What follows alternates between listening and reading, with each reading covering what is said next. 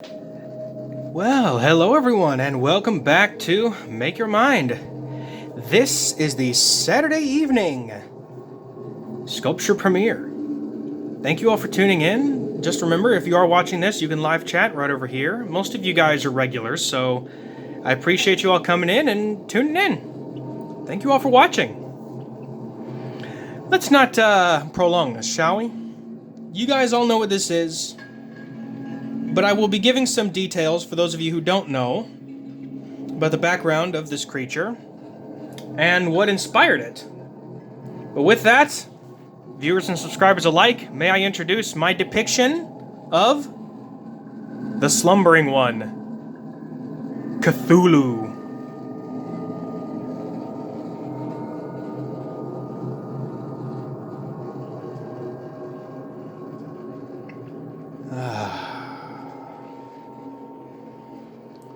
There he is.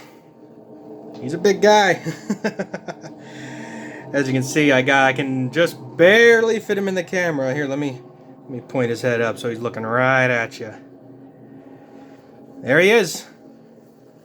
Known as Cthulhu by the broader spectrum, or also known as Cthulu or Cthulhu. Many different pronunciations. All you have to know is that the pronunciation is meant to be very guttural. Don't fall over on me. Come on now. Slip you in. There we go. But as you can see, I've got most of the prominent features on him, especially the octopus head with the many tentacles. I have the wings, the webbed claws especially. And I've also put a little bit of my own details, like the sort of green accents on the inside of the wings, the green accents on his head, as you can see up there. Also put these like sort of yellow and green eyes just to give it that sort of extra look. And I also have these little swirl patterns on his thighs and on his shoulders, which you can see here. The wings, I have the wings actually suspended using armature wire that actually helped to hold it up. Because this is all still that wax-based clay, so this stuff is a little bit tough to work with, but I have to admit, it came out pretty amazing, I have to say. But here's a little background story of Cthulhu. Invented by H.P. Lovecraft in 1928, the name Cthulhu was probably chosen to echo the words chthonic, the classical Greek word for of the earth, as apparently suggested by Lovecraft himself in the end of his 1923 tale, The Rats in the Walls, which is another decent book. Lovecraft transcribed the pronunciation of Cthulhu as Cthulhu, and said that the first syllable pronounced gutturally and very thickly.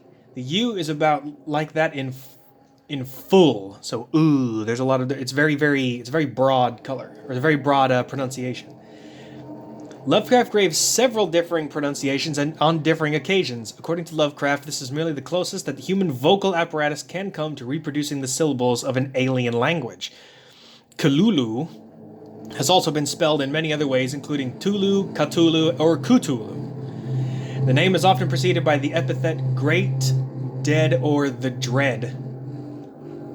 So he's got a bunch of different names, and the other nickname is the Sleeping One, or the Slumbering One, because he actually is slumbering in the lost underwater city of Arile, which is another part of the story of Call of Cthulhu. In the Call of Cthulhu novel, H.P. Lovecraft describes a statue of Cthulhu as a monster of vaguely anthropoid outline, but with an octopus-like head, those whose face with a mass of feelers and scaly, rubbery-looking, outer-looking body, prodigious claws on hind and forefeet, and long, narrow wings behind. So as you can see, got the wings, got the many tentacles and feelers, the great, I guess you could call it the beard of Cthulhu, but as you can see here, I put this incredible design on his chest right here, just to sort of give it the outline, the same thing as his eyes, same as the little gem on the top there, and all through here. So I gave this sort of design. This is my own sort of personal touch, just to give him more of a sort of mystical or ethereal sort of look. A little crack right there. Sometimes this clay tends to crack. This is that plastilina clay that I've had quite a people mention, and I will emphasize, this type of clay, it does not harden. You cannot harden it. This clay is more or less for honing your skills as a sculptor itself. So you definitely want to make sure that you don't try to harden this. This stuff is not meant to be hardened. So with that, back to Cthulhu. Cthulhu is said to resemble an octopus, a dragon, and a human caricature hundreds of meters tall with webbed human-looking arms and legs and a pair of rudimentary wings on its back, as you can see. Its head is depicted as similar to the entirety of a gigantic octopus with an unknown number of tentacles surrounding its supposed mouth. Now, they're just not sure whether Cthulhu has a mouth or not. Cthulhu does have the ability of speech, although it has depicted as either telepathy or it's depicted actually as actual audible speech that can be heard. But the one thing about Cthulhu is that if you gaze upon Cthulhu too long, you drive yourself basically insane. Because Cthulhu is meant to be essentially the end of the world, where his kind and the Lovecraftian kind essentially take over the earth after he rises from the lost city of Arle. I'll read a little bit into the story here. Let's see. Lovecraft conceived a detailed genealogy of Cthulhu, published as letter 617 in Selected Letters, and made the character a central reference in his words, the short story, The Dunwich Horror, which is another really good book. And if you're a Fallout fan, you probably know a little bit about Dunwich. Let's see here. It refers to Cthulhu, while the whisper in darkness hints that one of the characters knows of the creature's origins. I learned whence Cthulhu first came and why half the great temporary stars of history had flared forth. The 1931 novel At the Mountains of Madness refers to the star spawn of Cthulhu, who warred with another race called the Elder Things before the dawn of man. So this was way further in the past, at least according to Lovecraft himself. Here we go. Let's get those wings into prominent view. There we go. God, those things look awesome. Let's see here. Let's talk about, and here's actually something that's very interesting. Not too long ago, there was actually a game that came out. There was actually a game, The Call of Cthulhu, that came out not too long ago. Yeah, right here. In 2018, a survival horror role-playing game called Call of Cthulhu, the official video game, was developed for PlayStation 4, Xbox One, and Windows PC. IGP actually did a playthrough of that game, and I will leave a link down in the description below so you can go check out IGP's work. IGP is definitely one who is definitely... Cthulhu is basically his favorite entity. He always uses him in his videos and also with his caricatures and everything like that. So let's go ahead and read a little more, shall we? Let's see how that's going into film and theater, which I need not talk about. Let's see, we'll talk about the ancient ones. The old or ancient ones, the elder gods or cosmic good, are those of cosmic evil, or bearing many names and themselves of different groups and as if associated with the elements and yet transcending them, for there are the water beings. Hidden in the depths, those of air are the primal lurkers beyond time, those of earth, horrible animated survivors of distant eons. So essentially, they were creatures that bared from land, from air, from water, and those were the elder things or the ancient ones. Let's see. According to Derelith's scheme, Great Cthulhu is one of the water elementals and was engaged in an age-old arch rivalry with a designated air elemental, Hastur the Unspeakable, described as Cthulhu's half-brother, based on the framework.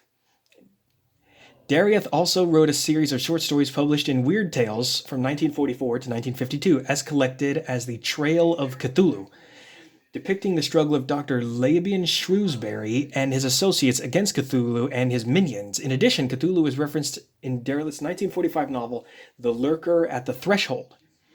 Publisher by Arkham House, the novel can be found in The Watchers Out of Time and Others, a collection of stories from Derelith's interpretations of Lovecraftian mythos published by Arkham House in 1974. So that was a reissue of the book, which sort of delves a little deeper into the mind, essentially, of H.P. Lovecraft. And the one thing that Lovecraft loved to do is he always talked about the sort of the interpretations of one's mind, and he very much delved into the realms of the human mind, as if with in the psychological sense, essentially saying that, Basically, when people would see Cthulhu or hear Cthulhu's call, they would essentially go insane, and they would see hallucinations, visions, depictions, and essentially they would be drawn to the lost city of Ireland, which is definitely a part of the Cthulhu mythos and Call of Cthulhu.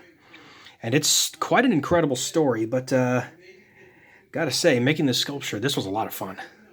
So here, let me go ahead and bend Cthulhu's tentacles back down. There have been many of depictions of Cthulhu. I think one of the more prominent depictions, actually, at least within the last decade or so, is Cthulhu actually in Rick and Morty. On top of the other video games and other things that have come out in recent. It seems a lot of people are getting back into H.P. Lovecraft, so it's awesome to see people actually getting back into it, and because it's a very, very interesting story, especially when you get into the elder beings such as, Yog-Sothoth and Azathoth, especially, the Great Dreamer. That's another incredible thing, and it's just awesome to finally get to... I've had a lot of people request this sculpture on my channel, and I've had a lot of people wanting to see this and sort of see my depiction of the Great Slumbering One, Cthulhu. Now with that, let's see here. I think what should I do for next Saturday's premiere? I think next Saturday's premiere, I'm going to make it a surprise. I'm not going to give any details yet. We'll see. Whoever is watching this, I appreciate you for watching, but I think I'm going to hold off on the details. You'll see a preview coming this next Wednesday. You'll see that, and I'm going to keep it a secret. Lead you guys on a little bit. Maybe I'll give you some details in the chat real quick, so check down the chat in case I've said something. So, once again, this is pre-recorded. But with that, that is Cthulhu. Cthulhu or Cthulhu, however which way it's pronounced, at least the closest way human speech can pronounce it anyway. Now, if you enjoy videos like this, don't forget to leave a like down below, and remember to subscribe, and hit that bell for notifications, so you don't miss the next video. I also have a paypal.me, so you can go check out that if you wish to donate directly to the channel. If you'd like to have a piece of this channel yourself, you can get one of my many pins. I have my Watermark limited edition pins for sale. You can get one of these. I make all of these by hand, by the way. These are my first editions. They say first edition on the back. Oh, goodness. There we go. Right, Cthulhu, don't bend your wing back so much. There we go. I also have my Deluxe Pins, as you can see right here. I got the pin backs and everything. Those are for sale. And I have this pin, my Gargantuan pin. I will only be making 20 of these. So if you wish to get one while you can. And with that, thank you all so much for tuning into this premiere, and thank you so much for supporting the channel. I'm on my way already to nearly 550 subs, and the content has slowed down, but hopefully I can make some more quality videos for you. I will continue to post every single week, between 3 and 4 videos a week, so I think I said that in an earlier video, but I just wanted to emphasize that again. And once again, thank you all for your requests, and thank you all for your support. It's been quite a journey these last couple of months. And with that, thank you all so much for watching this video. And I will see all of you this coming Wednesday, where I will give you a sneak peek on the upcoming Saturday premiere showcase. But now, enjoy Cthulhu.